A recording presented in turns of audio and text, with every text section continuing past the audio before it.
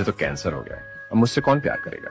मैं हूँ ना, हमेशा तुम्हारे साथ। अब मेरी जिंदगी में कुछ नहीं बचा। जब तक मैं हूँ, तुम्हारी हर मुश्किल मेरी है। कहीं मैं तुम्हारे लिए बोझ ना बन जाऊँ। तुम मेरा प्यार हो, बोझ नहीं। मैं इस लड़ाई को हार जाऊंगा।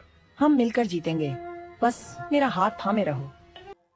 कोई सफर जो अचानक से खत्म हो गया हो, कोई ख्वाब जो रातों रात तबाह हो गया हो, या कोई मंजिल जिसकी ओर बढ़ते हर कदम के साथ एक अजीब सी उलझन हो, यही सोच कि आखिर हम किस मकाम तक पहुंचेंगे।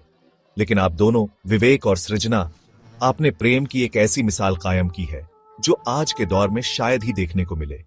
टूटते रिश्तों और बिखरते एहसासों के बीच आपने हमें सच्चे प्यार का असली मतलब समझाया है। आपके रिश्ते को मैं समंदर नहीं कहूंगा, क्योंकि उसमें ठहराव है। आप दोनों एक इठलाती हुई नदी की तरह बहते रहे, लेकिन एक दिन हम सबको कहीं ना कहीं मिल जाना है, चाहे वह राख हो या मिट्टी।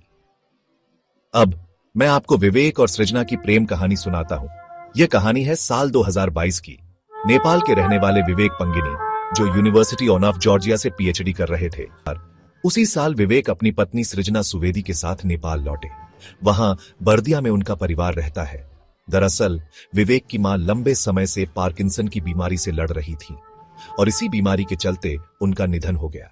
यह हादसा परिवार के लिए बहुत बड़ा सदमा था, लेकिन अभी परिवार उस दर्द से उभरा भी नहीं था कि विवेक और सृजना की जिंदगी में एक और तूफान आ गया। जिस दिन विवेक को अमेरिका लौटना था, उससे कुछ दिन पहले उनका चेकअप हुआ और रिपोर्ट में पता चला विवेक को ग्लियोमा यानी ब्रेन ट्यूमर हो गया है।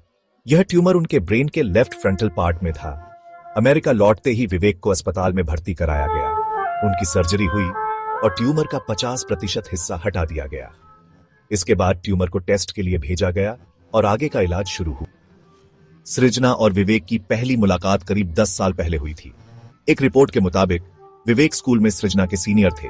उनकी पहली मुलाकात के 6 साल बाद विवेक और सृजना ने शादी की।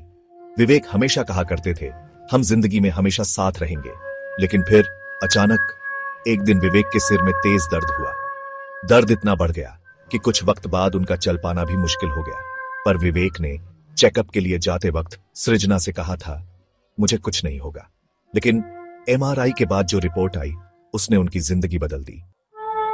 डॉक्टरों ने बताया कि विवेक को 4थी स्टेज का कैंसर है और अगले 2 महीनों में विवेक को 2 सर्जरी से गुजरना पड़ा। डॉक्टरों ने सृजना को बताया कि विवेक के पास सिर्फ 6 महीने का समय है। यह सुनना एक इंसान के लिए कितना मुश्किल हो सकता है, यह शायद सिर्फ वही समझ सकता है जिसने सच्चा प्यार किया हो। विवेक और सृजना फूट फूट कर रोने लगे। लेकिन अगले कुछ महीनों में सृजना ने अपने विवेक की हालत को अपनी आंखों के सामने बिगड़ते हुए देखा। उनके हर दिन को उन्होंने जिंदगी का सबसे कीमती पल समझकर जिया। वाकई आज की दुनिया में एक मिसाल है विवेक और सृजना। उनका जैसा ही मन बना था, एक दूसरे को जिंदगी का हमसफर बनाने का। शायद उन्होंने खुदा के सामने यह तय किया होगा कि जीना भी एक साथ और हर आने वाली मुश्किल से लड़ना भी एक साथ ही।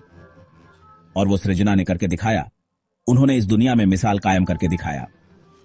जब आप अच्छे लम्हों में किसी के साथ वक्त बिता रहे होते हैं और वो आपके करीब हैं, तो आपको उनकी बुरे वक्त में भी साथ रहना चाहिए, बल्कि साथ रहकर उनकी हर मुमकिन मदद करनी चाहिए।